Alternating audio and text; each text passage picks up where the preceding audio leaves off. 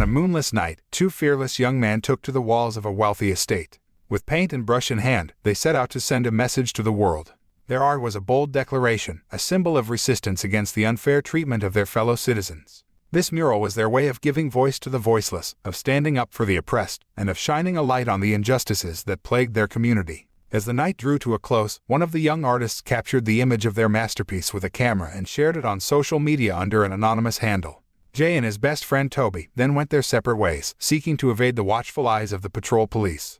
As Toby approached the bustling train station, he noticed a well-dressed man scolding a homeless woman who was begging for spare change. The sight of the woman being berated and ignored stirred something deep within Toby. He felt a surge of anger at the cruelty of it all, and a pang of empathy for the woman who was so easily forgotten by society. With quick thinking and mastery of his craft, Toby made his move. He smoothly lifted the wallet from the pocket of the wealthy man and feigned dropping it, drawing the man's attention. A sly smile crossed Toby's face as the man quickly caught on to his intentions and handed over a $10 bill in gratitude. Toby then walked backwards, proud and triumphant, as he presented the money to the beggar. The sight of the woman's grateful smile filled Toby with happiness, for it was his goal all along to fight for justice and stand up for those who were marginalized and forgotten by society. Toby, like many restless young people, snuck into his house undetected while his mother slept soundly. In his room, a bold graffiti message was scrawled on the wall, reading, "Nothing is truly right in this world, all actions are allowed." Meanwhile, the owners of the mansion Toby and Jay had targeted returned home to find that their pristine walls now bore the words, "I came by." This was Toby and Jay's signature message, a warning that they had uncovered the hidden injustices and corruption of the wealthy. In a secluded basement study, the retired Judge Hector Black was quietly honing his woodworking skills, surrounded by classical music and a growing sense of anger as he waited for his yard worker to arrive. Little did he know, that worker was none other than Jay, a freelancer who took on odd jobs to make ends meet. As Jay made his way through Hector's home in search of the bathroom, he spotted the Wi-Fi router on a table and quickly snapped a photo of the ID and password, sending it to Toby for their next mission. Suddenly, Hector appeared, catching Jay off guard, but the judge greeted him warmly and showed him the way to the restroom. Upon receiving the message, Toby's mind raced as he devised his next move, his heart pounding with excitement and determination. Jay and Naz, a young couple in love, lived together in a small apartment. Despite not being married, Naz chose to stay with Jay after a disagreement with her mother. During a visit to Hector's house, Jay admires the large mansion and dreams of owning a similar property one day. However, Naz, being a logical person, points out that a judge's salary would not be sufficient to purchase such a luxurious home. She starts to speculate that Hector may have obtained his wealth through his family's business or perhaps an inheritance. Later, Naz learns through rumors on campus that Hector, also known as Saint Black, is highly respected and admired for his kindness in offering free legal assistance to refugees in need. The community views him as a true humanitarian. The following day, Toby invites Jay to a cafe to discuss their plan of revealing Hector's wrongdoing. Toby, who had conducted thorough research, was eager to expose the judge's illicit activities. In reality, Hector was involved in multiple embezzlement cases and had masked his misdeeds by appearing as a defender of the vulnerable. Toby presses Jay to take immediate action, but Jay declines, much to Toby's surprise. Jay realizes that with Naz currently pregnant with their son, he cannot risk getting caught and potentially facing jail time, as it would destroy his relationship with Naz and prevent him from being present in his son's life. Toby offers Jay a drastic solution and suggests that he consider aborting the child. Toby believes that having a child at such a young age would limit their freedom and opportunities. Jay is deeply disturbed by the suggestion as he loves his son wholeheartedly. Jay decides to distance himself from Toby and the plan to expose Hector, feeling that he no longer wants to be a part of it. Meanwhile, Lizzie, Toby's mother, is practicing as a psychiatrist and has a session with a young man named Faisal. Faisal, who is an immigrant, shares his struggles with Lizzie. He was forced by his mother to study medicine instead of pursuing his true passion as a programmer. Despite his difficulties, such as fainting at the sight of blood, Faisal is determined to make his mother proud by appreciating her hard work and paying for his education. Lizzie encourages Faisal to have an honest conversation with his mother and express his true desires, as a mother's happiness stems from seeing her child content and unburdened.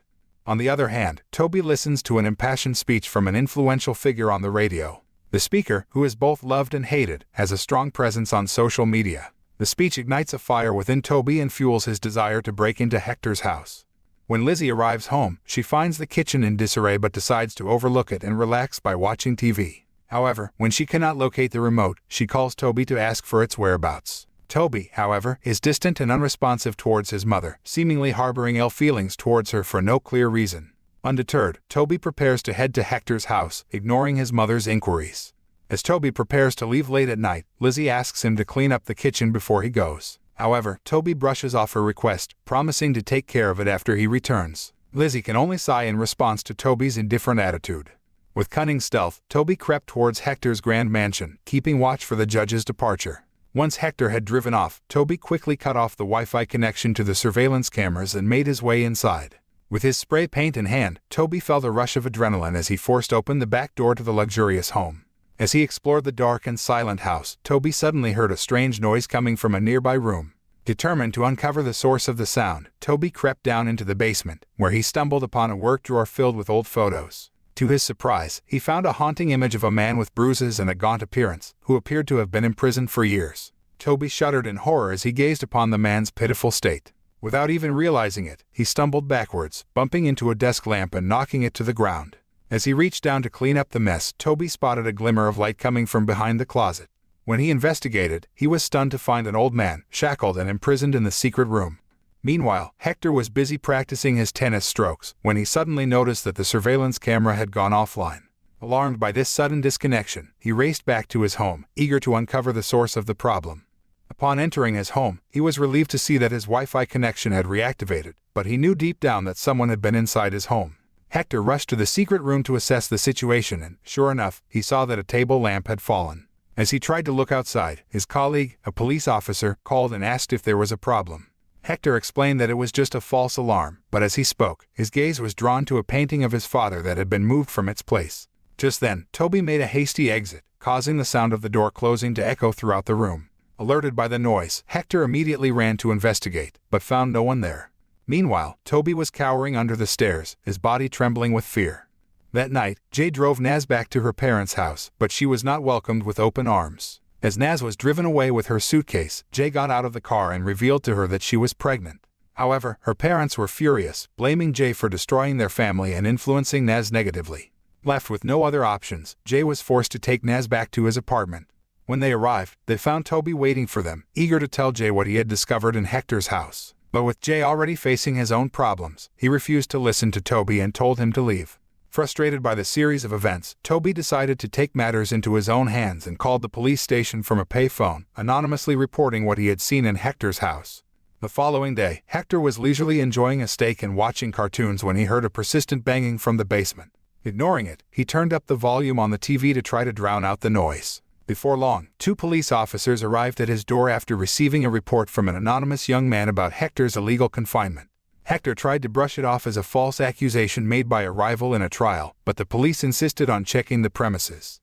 As they were about to leave, having found nothing out of the ordinary, they heard a faint crash, fearing exposure of his crime. As the police left Hector's home empty-handed, Toby, who watched from a distance, felt helpless and frustrated. Upon returning home, he was greeted by Lizzie, who reminded him of his promise to clean the kitchen. However, Toby, still disturbed by Hector's dark secret, grabbed his bag and tried to leave. Lizzie quickly took the house key from him and forbade him from returning until he learned some manners and took responsibility for his actions. The argument between the two escalated until Lizzie, at the end of her patience, struck Toby with a slap across the face. Lizzie was left bewildered by Toby's behavior. As a nurse, she was used to her patients putting up a fight for their future, but with Toby, she saw no such motivation. Despite her attempts to understand, Toby refused to open up and chose to distance himself from his mother. One night, Toby was filled with a sense of urgency to return to Hector's house. As soon as he saw the luxury car pull out of the fence, he quickly snuck inside. However, his actions soon caught the attention of Hector, the owner of the house, when the alarm went off indicating that the surveillance cameras had been disabled. Promptly, Hector decided to investigate the issue himself. As Toby made his way into the secret room where an injured man was being held captive, he was oblivious to Hector's approaching arrival. But before he could come to the man's rescue, Hector's car pulled into the fence. With no other option, Toby quickly darted into a nearby closet. In the tense moments that followed, Toby's fear was palpable, but he mustered up the courage to leave his hiding spot. Clutching a hammer as a weapon, he prepared himself to defend himself and the captive. Tragically, as Toby attempted to make his escape, he slipped on a red fluid on the floor, alerting Hector to his presence. With one swift blow, Hector delivered a fatal punch to Toby's head. In an effort to cover up the crime, Hector disposed of Toby's body by cutting it into pieces and burning it until nothing was left but ashes, which he then flushed down the toilet. 3 nights after Toby's disappearance, Lizzie was consumed with guilt and worry as she waited for any sign of his return. It wasn't long before Jay came knocking on her door, inquiring about the situation. To her surprise, a female police officer named Ella was also present, seeking information about the last time Jay had seen Toby. However, Jay remained tight-lipped, lying that he hadn't seen Toby in a month. With Toby missing for 72 hours without a trace, the authorities had officially declared his case as a missing person and launched a full-scale investigation. Even after Officer Ella's departure, Jay refused to come forward with the truth about Toby breaking into Hector Black's house. As Jay made his way back home, he stopped by Hector's house and repeatedly tried calling Toby's cell phone. He noticed an envelope in Hector's mailbox and discovered it was an invitation to a college academy where Hector had generously donated a substantial amount of his wealth. Later that night, Jay was approached by police who were patrolling the area. In an attempt to avoid suspicion, he feigned being fast asleep, claiming that he had been resting after a long night of driving. However, the police discovered a packet of drugs in the trunk of his car, leading to his interrogation at the police station. The interrogating officer was aware of Jay's prior criminal record, having served 6 months in prison for participating in an anarchist demonstration. Facing a possible 6-month sentence for drug possession, Jay tried to apologize, but to no avail. Jay desperately pleaded with the police officer for leniency, explaining that he was working 14 hours a day and struggling to stay awake. Officer Ramses, upon hearing of Jay's predicament, took pity on him and decided to let him go with just a mandatory reporting requirement. Meanwhile, Lizzie was fast asleep in her room. Suddenly, she was jolted awake by the sound of the door opening. Believing it was Toby returning, she rushed to his room. However, to her surprise, she found Jay had entered through the window. Jay was on a mission to find any clues about Toby's whereabouts, and he began his search by checking Toby's secret drawer. As Lizzie watched, she noticed Jay pull out a pack of drugs and an academic invitation letter belonging to Hector Black. The letter had been dropped in front of Hector's house, and Jay had picked it up earlier in his search for clues. The following day, Lizzie wasted no time in handing over the academy invitation letter to Ella as evidence for the ongoing investigation. To her surprise, Ella had already come across the same letter, which had been reported by a young man 3 months prior to his disappearance. This newfound information prompted Ella to take swift action, and she immediately instructed her subordinates to track Toby's last known cell phone location. The results showed that Toby's phone had been near Hector Black's house, leading Ella to believe that the young man who had reported being held captive at Hector Black's house a week prior might actually be Toby. With a newfound focus on Hector's house, Ella and her team set out to search every corner of the property, from the basement to the attic. During their search, they stumbled upon a number of illegal antiques, but their attention was soon drawn to a secret room hidden behind a closet. Hector claimed the room was a sanctuary, but upon closer inspection, Ella noticed a peephole with one-way glass, which could only be viewed from the outside. Despite the room's apparent purpose as a sanctuary, the presence of the peephole left Ella with a sense of unease, and she couldn't shake the feeling that something sinister was afoot. Her doubts only served to anger Hector, who sneered at her, taunting her with the notion that she would never find enough evidence to put him behind bars. Ella was not one to be intimidated, and she swiftly reacted by placing handcuffs on Hector and hauling him off to the police station on suspicion of kidnapping. Lizzie was a witness to Hector's arrest, but she was frightened by the way he kept glaring at her. Ella, feeling similarly threatened, quickly left the scene and headed home. However, their efforts were in vain as Hector was released soon after due to the lack of evidence against him. With a sneer full of disdain, he taunted Ella as he walked out of the police station. The next day, Ella called Lizzie while she was deep in thought, studying. She informed her of Hector's release, explaining that there was nothing they could do as he had powerful connections with the upper echelons of power. The next day, Lizzie was faced with the emotional task of attending Faisal's therapy session. Faisal had tried to take his own life in a fit of desperation to get his mother to understand his feelings of abandonment. Lizzie was overcome with guilt, thinking of the way she had treated Toby, and wished she had been more understanding and supportive. Later that day, as Lizzie went through Toby's belongings, she stumbled upon a USB drive that had been hidden in his secret drawer. Eager to uncover its contents, she tried to access the drive on her laptop, only to discover that it was password protected. Ever since that fateful day, Lizzie has kept a watchful eye on Hector's every move. Despite his introverted nature and tendency to keep to himself, she found herself drawn to this old man. As a private individual, she only had a few close friends. One day, as Hector was getting a massage from a young man, she couldn't help but notice how familiar they appeared. The young man was a Middle Eastern immigrant, seeking to change his luck in the city. Moved by his plight, Hector offered to help him in any way he could. And so, after his therapy session was over, the young man named Ali began visiting Hector at his home in the evenings. Later that night, Ali arrived at Hector's house and was greeted with a warm smile and an invitation to share some wine. As they got to know each other, Hector shared his painful past with Ali. He told him about his father's cruelty towards his mother, who ultimately took her own life after being subjected to endless torment. The young Hector was filled with anger and resentment towards his father, who only compounded these feelings by sending him away to boarding school. To this day, that rage still burns within Hector, and if left unchecked, it can torment him in his solitude. Upon hearing Hector's story, Ali was filled with a sense of fear and sought to calm him down. He suggested that perhaps Rafaela was also a victim, forced into her situation by Hector's father. Just as Hector was about to continue his tale about Rafaela, Ali suddenly felt dizzy. As he realized that Hector had spiked his drink, he rushed to the bathroom in a panic, but it was too late. The anesthetic had already taken effect. With unsteady steps, Ali stumbled out of the bathroom, determined to escape. But Hector was quick to grab him and drag him back to the couch, where he resumed his sinister tale about getting rid of Rafaela. In a desperate attempt to flee, Ali crawled towards the window and managed to escape through it. Lizzie, who had been witness to the whole incident, quickly turned on her car lights and shone them on the young man, making Hector hesitate to pursue him. Without a moment's delay, she took Ali into her care, saving him from Hector's clutches. The next day, as Lizzie watched Hector's speech, she was approached by Jay, who was deeply concerned about her. He had noticed that she had been ignoring his calls and came to check on her well-being. He also brought news that he had become a father, with his first son Aiden being born prematurely. Lizzie confided in Jay about her recent activities, including her surveillance of Hector. She had been gathering information on the old man and was convinced that his charitable donations were just a cover for his criminal activities. Despite the urgency of the situation, Jay was overjoyed to share his news and made sure that Lizzie was safe. She was emotionally impacted by the young man she had saved the previous night, but he refused to speak up against Hector due to his immigrant status. Meanwhile, Ali's misfortune continued. As he stepped out of the immigration office, he was confronted by Hector, who threatened to jeopardize Ali's immigrant status if he did not comply with his demands. Ali had no option but to succumb to Hector's demands and get into his car. While all of this was happening, Lizzie went to meet with Ella and implored her to gather information about Hector from Ali. However, Ella explained that she could not proceed with the case unless the young man came forward to report it himself.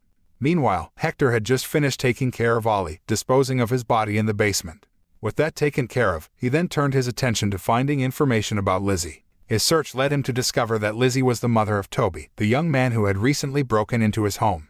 Up until this point, Lizzie had been lurking around Hector's home, making him increasingly uneasy. In secret, Hector started formulating a plan to eliminate Lizzie. He attempted to lure her by pointing out a place for her to store her key to the fence so that he could trap her. Unbeknownst to her, Lizzie fell for the trap. Just then, she received a call from Faisal, who informed her that he had successfully hacked the USB password. Later in the evening, Jay returned to his home and was met by Lizzie, who was holding Aiden. Naz noticed that Lizzie wanted to talk to Jay about something important, so she quickly took Aiden and left the two of them alone. Lizzie then quickly showed Jay the contents of the USB that Faisal had successfully hacked. The information revealed all of the vandalism and propaganda activities that Jay and Toby had been involved in. Jay could no longer keep the truth hidden and confessed to the break-in at Hector Black's home. He revealed that Toby had gone missing after sneaking into Hector's house. Upon hearing all of this, Lizzie asked Jay to help her break into Hector's house in order to determine Toby's whereabouts. Jay swiftly declined Lizzie's request, as he didn't want to jeopardize his life with Naz. Lizzie attempted to remind Jay of the assistance she had provided him in the past, but her efforts were in vain. When Jay returned home, Naz immediately questioned him about his conversation with Lizzie. Jay tried to explain that Lizzie simply wanted his help in finding Toby, but Naz was skeptical and a heated argument between the two ensued. Early one morning, Lizzie kept watch outside Hector's home. Once Hector had left, Lizzie took the opportunity to sneak inside using the key she had found on the fence. As she explored the rooms, she was suddenly confronted by Hector, who had caught her in the act. In a panic, she tried to escape, but struggled with the high door lock. Despite her efforts, Hector managed to apprehend her and tied her to a pole in the basement. Lizzie was forced to bear witness to a horrifying sight as Hector dragged in the body of Ali, the man she had helped previously. She watched in terror as Hector brutally dismembered Ali and disposed of his remains in a fire. When she asked about her son Toby, Hector coldly informed her that he too had met a similar fate, reduced to ashes and used to clean toilets. Sadly, Lizzie ultimately suffered the same grim end as Toby and the other victims, perishing at the hands of Hector. Jay was consumed with worry as a week had passed and he had heard nothing from Lizzie. When he arrived at her house, he found it abandoned and decaying, with fruits and food left to rot in the kitchen. This only added to his concern for Lizzie's safety. Recalling Lizzie's plan to investigate Hector's home, Jay felt compelled to do the same.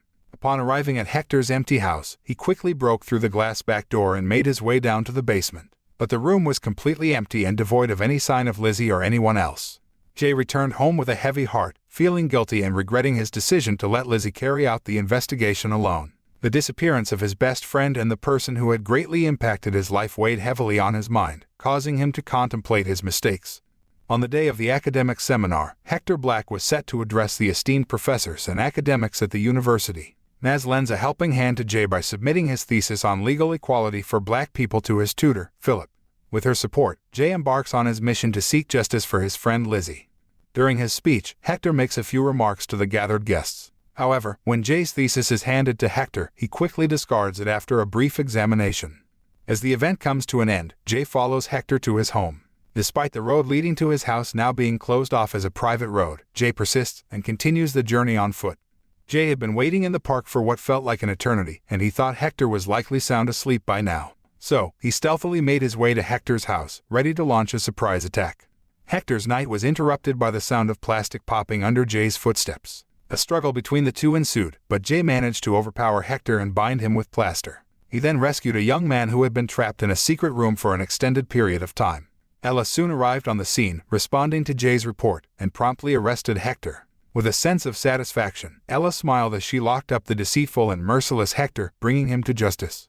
Despite successfully apprehending Hector, Jay was overcome with sadness as he realized that Toby and Lizzie would never be coming back. Tears streamed down his face as he mourned their loss. The film imparts an important lesson about the perils of taking big risks without proper preparation. It reminds us that no matter how much we plan and prepare, the future is always uncertain and we must be ready for any outcome. The moral of the story is to approach desperation with caution and to make sure that every possible aspect has been carefully considered before making a bold move.